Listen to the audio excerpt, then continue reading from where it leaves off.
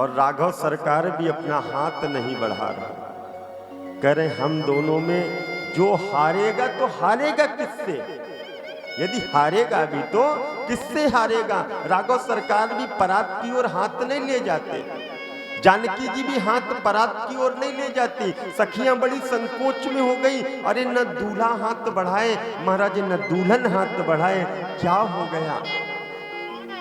जानकी जी से पूछा, जानकी क्या सोच रही हो? कुछ मन में शंकाएं हैं क्या? कुछ सोच रही हो क्या? जानकी कहती, नहीं मैं कुछ नहीं सोच रही हूं। अगर ये हार गए, मैं जीत गई, तब भी तो मैं हार गई ना। अगर प्रभु हार गए और मैं जीत गई, तब भी तो मैं हार गई, क्योंकि जब भगवान राम मेरे पति हार गए तो पत्नी तो पहले हार गई। इसलिए मैं इस खेल को न खेलूं।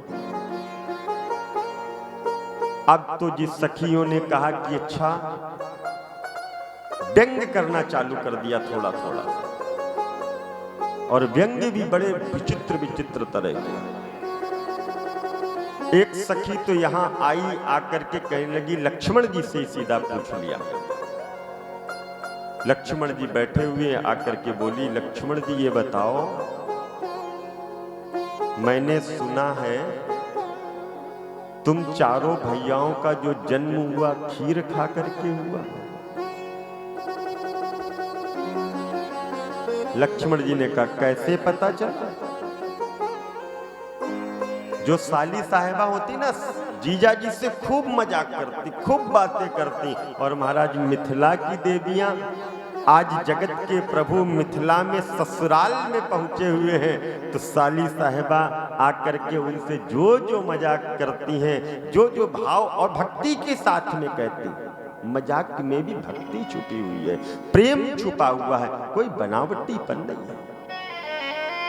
आज एक सखी आकर के कहती है, मैंने सुना है कि तुम्हारे यहाँ खीर खा करके संतान उत्पन्न हो जाती है। लक्ष्मण जी कुछ नहीं बोले। दूसरी बार फिर एक सखी ने कहा कि अरे खीर की छोड़ो, संतान की उत्पत्ति तो जवानी में होनी चाहिए। इनके यहाँ बुढ़ापे में ही बेटा होता है, जवानी में नहीं होते, बुढ़ापे में। एक बार भूपति मन माही, भई गलानी मोरे सुत नहीं। कब चौथापन आ गया? चौथापन आने पर महाराज दशरथ को ये ग्लानि हुई कि मेरे पुत्र नहीं। तो आज मिथिला की देवियां बार बार ऐसे बातों को कह रही हैं। अच्छा ये बताओ, तुम शामले हो और ये गोरे हैं। जब खीर तुम्हारे पिता ने तुम्हारी माताओं को दी थी और माताओं ने खीर को खाया था, तो एक गोरा और एक सांवला कैसे हो गया? सभी को काला होना था या सभी को गोरा होना था? भाई खीर से ही पैदा हुए थे तो सभी को गोरा होना था या सभी काले होते? दो सांवले हो दो गोरे हो, क्या बात है? लखनलाल जी कुछ नहीं बोले, शांत बैठे रहे। और अब तो हद हो गई जब देवियों की कि अरे अरे, बुढ़ापे में तुम्हारी माताओं ने तुमको जब जन्म दिया तो तुम्हारा लालन पालन कैसे करती थी? बुढ़ापे में व्यक्ति के तो हाथ पैर स्वतः ही काम नहीं करते हैं, तो वो तुम्हारा लालन पालन उन्होंने कैसे किया? जैसे ही मैया का नाम आया, लखनलाल जी नाराज हो गए और उठ करके खड़े हो गए। बस तुम लोग अपने वाक्यों को बंद कर लो, कहना बंद कर लो, बहुत देर से बोल रही हो। राघव सरकार वहीं पर बैठे हैं और राघव सरकार ने जैसे ही देखा लखन आज नाराज होने लगे, लखन को फिर धीरज दिलाया, लखन शांत हो जाओ, ये समय क्रोध करने का नहीं है, ये तो मनोभाव विनोद भाव से ये गोपियां कह रही हैं, ये देवियां कह रही हैं, इनके साथ में हमारी मजाक तो चलनी है। अच्छा, फिर भी लखनलाल जी ने कहा ठीक है, हमारे यहाँ पर तो कम से कम माताओं का तो काम पड़ा, हमारे यहाँ पर माता ने खीर खाई तो हम लोग उत्पन्न हुए, प्रकट हुए, पैदा हुए। तुम्हारे यहाँ पर तो न पिता का काम है न माता का काम है, तुम्हारे यहाँ तो धरती से बेटी पैदा हो जाती है। न पिता की जरूरत पड़ती है संतान उत्पन्न करने में, न माता की जरूरत पड़ती है। तुम्हारे यहाँ तो बिटिया जमीन से पैदा हो जाती है। इस तरह से मनोभाव बड़े प्यारे प्यारे से चल रहे थे। महाराज जनक का संदेशा आता है। जनक जी कहते चलो सभी लोग चल करके भोजन के क्रम को करें, भोजन करें चल करके। सभी स्थान स्थान पर विराजमान है, चारों दुल्हा सरकार भी विराजमान है, सामने भोजन की थाल रखी है। अवधपुर से जितने भी बाराती आए थे सारे के सारे बाराती भी आज बैठे हुए हैं। और जैसे ही भोजन परोसा गया, भोजन एक तरह का नहीं, अनेकानेक तरह के भोजन, कोई चूसने वाला भोजन, कोई चबा करके खाने वाला भोजन, कोई पीने वाला भोजन, बहुत से व्यंजन जो जिसका मन आ रहा वो खा रहा है। उसी समय एक गोपी, एक देवी, एक सखी जो मिथिला की थी और वो बड़ी बुढ़ी थी, बहुत बूढ़ी थी, तो उधर से आई, आकर के बैठ गई, आकर के कहने लगी क्या हो रहा है? बोले जो बाराती हैं इन बारातियों को भोजन कराया जा रहा है।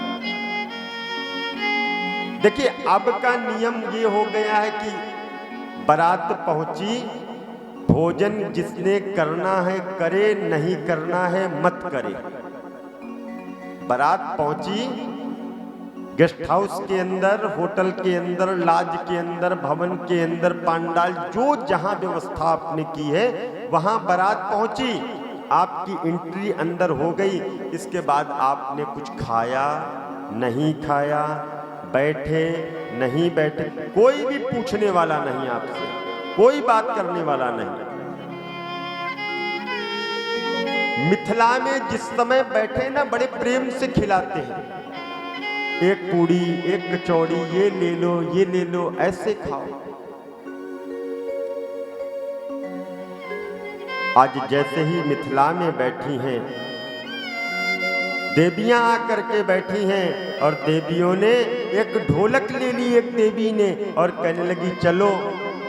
अरे ये लोग तो भोजन कर रहे हैं, भोजन करने में कोई गाना बजाना करता है क्या? कहने लगे नहीं नहीं, भोजन तो कर रहे हैं पर इनको भोजन करने में मजा नहीं आ रहा है, आनंद नहीं आ रहा। क्यों?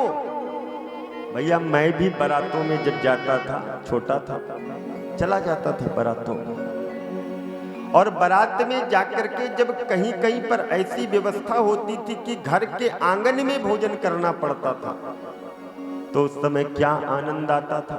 माताएं बैठ जाती थीं, ढोलकी लेकर के, चिमटा लेकर के, मंजीरा लेकर के, और जितने बाराती होते थे उतने सभी के सभी बारातियों को खूब गाली देती थी, खूब गाली देती थी।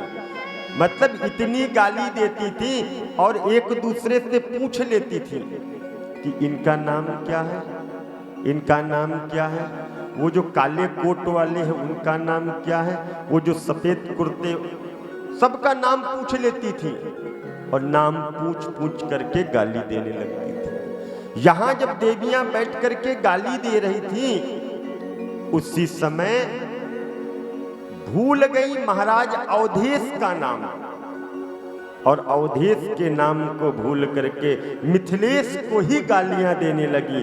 भूल गई अवधेश को नाम और देने लगी मिथिलेश को गाली। अवधेश के नाम को भूल गई, राजा दशरथ के नाम को भूल गई और गाली देने लगी। तो ऐसे सुंदर से भाव को हम भी हल्का सा गुनगुना ले।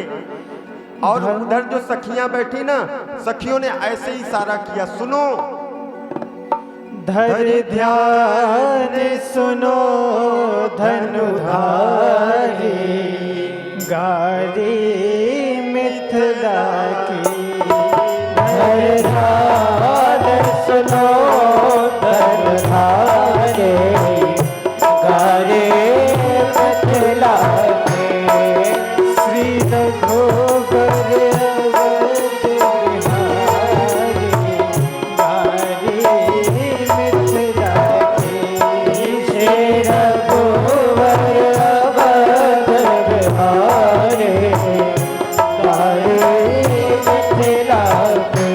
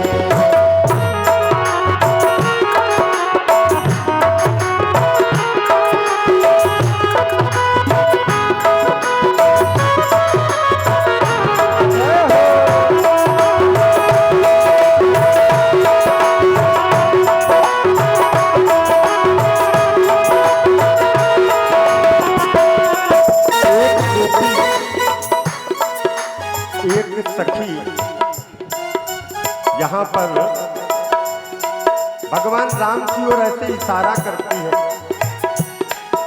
बहुत बड़े धनुर्धारी थे ना, याद है माली के सामने जाकर के उससे हाथ जोड़ करके प्रार्थना कर रहे थे कि मुझे फूल ले लेने दो। पुष्प वाटिका के बाहर खड़े होकर के माली से हाथ जोड़ करके प्रार्थना कर रहे थे, चक्रवर्ती के तुम पुत्र हो। और बड़ी मीठी मीठी गाली इन्हीं बातों को ले लेकर के आज उन मिथिला की देवियां दे रही। दानी से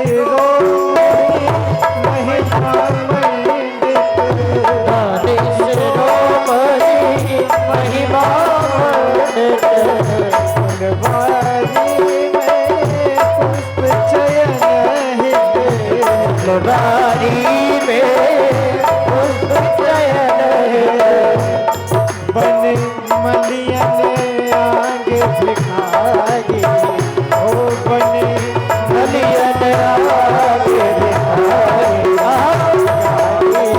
मिथिला हरे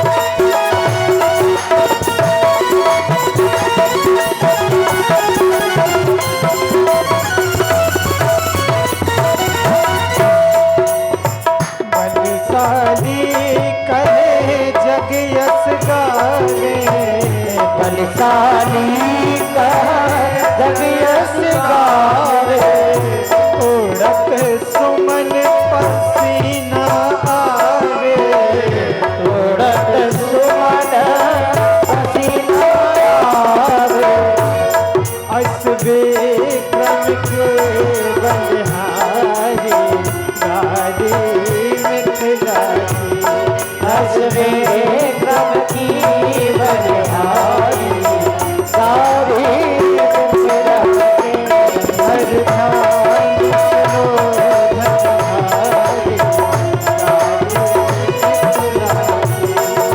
ध्यान सुनो धनहारी, सारी मिथिला के भंजो चाप गुमान न लाओ, भंजो चाप गुमान न लाओ, सिया की कृपा है भाग्य मनाओ, सिया की कृपा है भाग्य मनाओ, अरे जनकपुरी ससुरारी, ओ मिली जनकपुरी ससुरारी,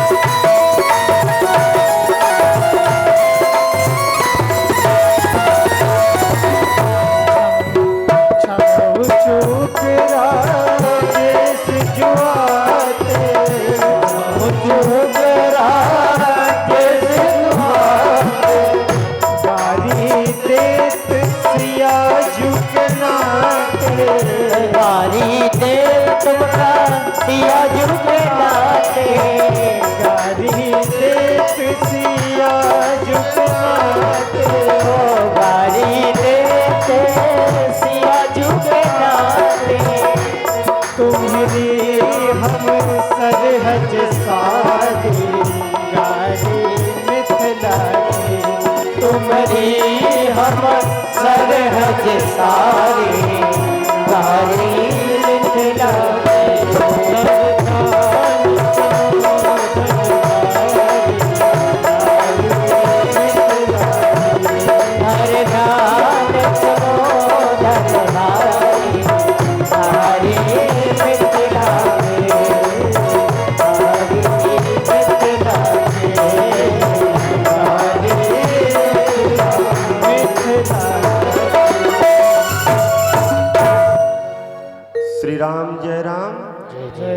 श्री राम जय राम, जय जय राम, श्री राम जय राम, जय जय राम। भगवान आज मिथिला के उस पवित्र प्रांगण में बैठे करके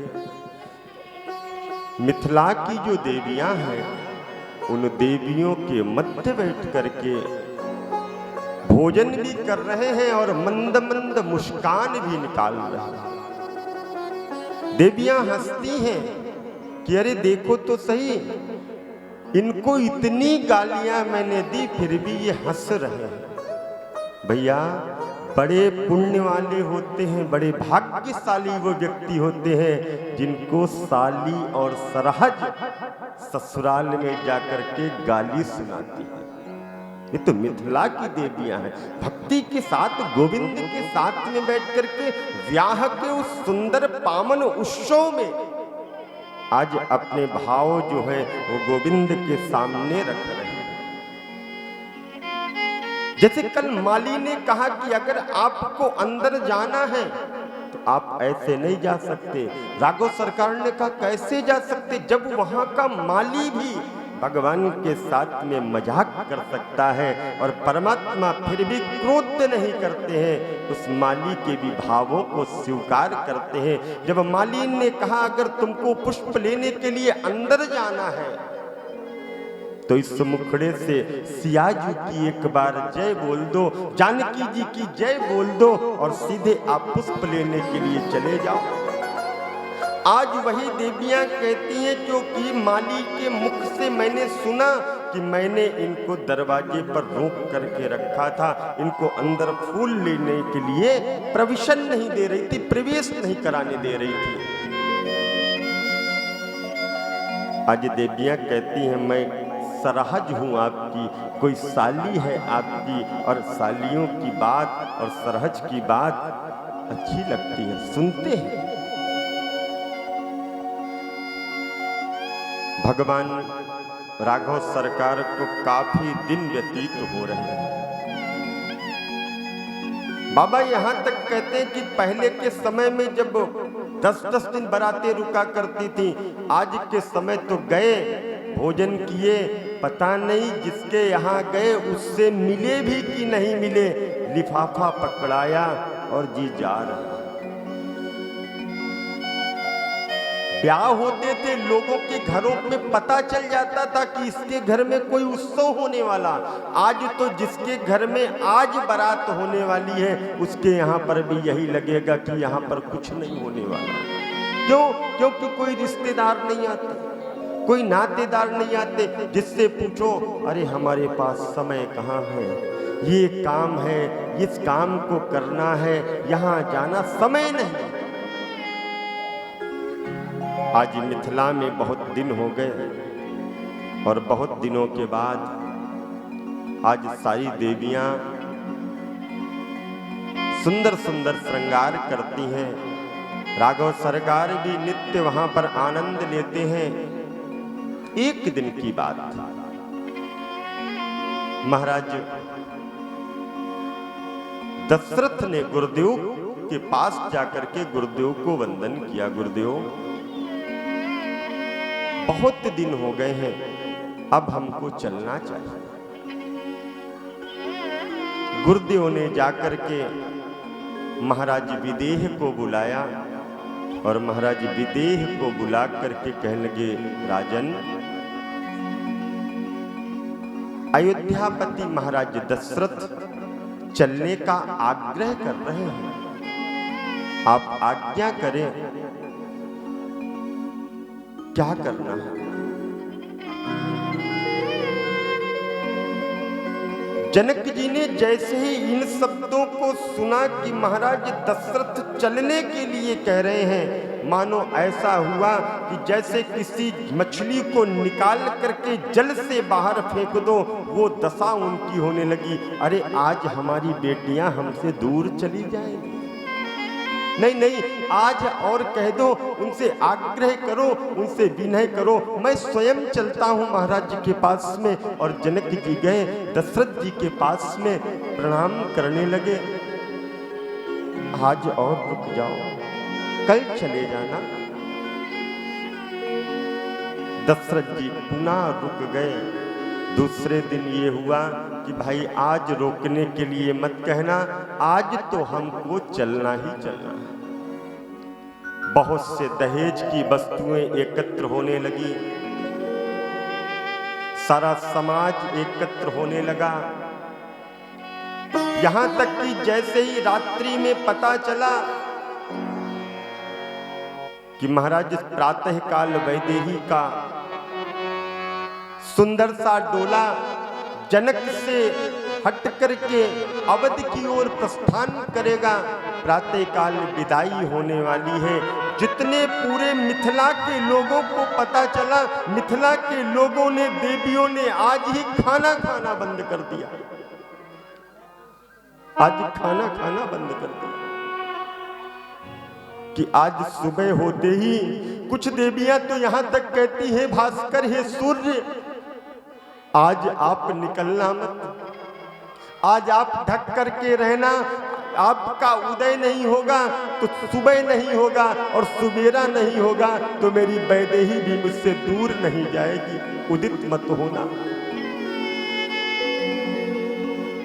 देवियां आपस में चर्चा करती हैं, नहीं नहीं ये कैसे हो सकता है,